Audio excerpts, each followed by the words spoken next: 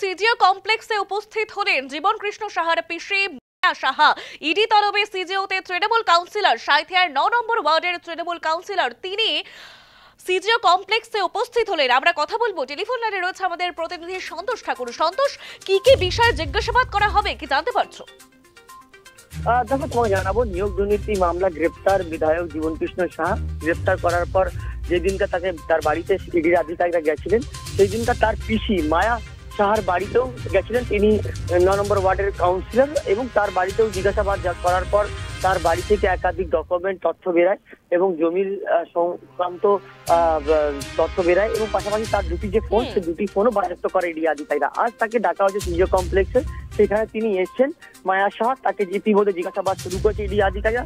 তাকে আমরা যখন প্রশ্ন করলাম কি কেনই ডাকা হয়েছে আপনাকে, তখন তিনি জানান কি ইডি আধিকারিকরা জানতে চাইছেন তার ব্যাংক অ্যাকাউন্টে কত টাকা আছে, তার যে বাড়ি আছে তা কার নামে হয়েছে বা কার টাকা দিয়ে কিনেছেন, তিনি যে জমি জায়দাদ করেছেন সেই কোথায় থেকে এসছে জমির টাকা এবং এই টাকাগুলো কি দেওয়া হয়েছে জীবন কৃষ্ণ সাহার তরফ থেকে, এই ধরনের বক্তব্য তিনি দিয়েছেন। যেহেতু যে যা প্রশ্ন ইডি আধিকারিকরা তার বাড়িতে অর্থাৎ এই মায়া সাহার বাড়িতে করেছিলেন, ইডি আধিকারিক সেই প্রশ্ন উত্তর দিয়েছেন ইতিমধ্যেই জীবন সাহার পিসি মায়া সাহা।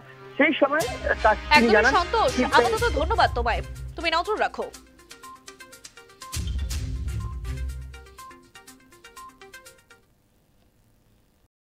শেষ মুহূর্তে বাতিল করা হলো পরীক্ষা। বর্ধমান বিশ্ববিদ্যালয়ের পরীক্ষা বাতিল, শেষ মুহূর্তে বাতিল করা হলো পরীক্ষা। ইতিমধ্যেই যেই খবর উঠে আসছে, আজ টিএমসিপির ছাত্র প্রতিষ্ঠা দিবস, আর এর পাশাপাশি কলকাতা বিশ্ববিদ্যালয়ে কিন্তু পরীক্ষা চলছে। আর সেদিকেই শেষ মুহূর্তে বাতিল করা হলো বর্ধমান বিশ্ববিদ্যালয়ের পরীক্ষা, এমনই কিন্তু খবর উঠে আসছে। পরীক্ষা বাতিল করলো বর্ধমান বিশ্ববিদ্যালয়, শেষ মুহূর্তে বাতিল পরীক্ষা, পরীক্ষা বাতিল করলো বর্ধমান বিশ্ববিদ্যালয়।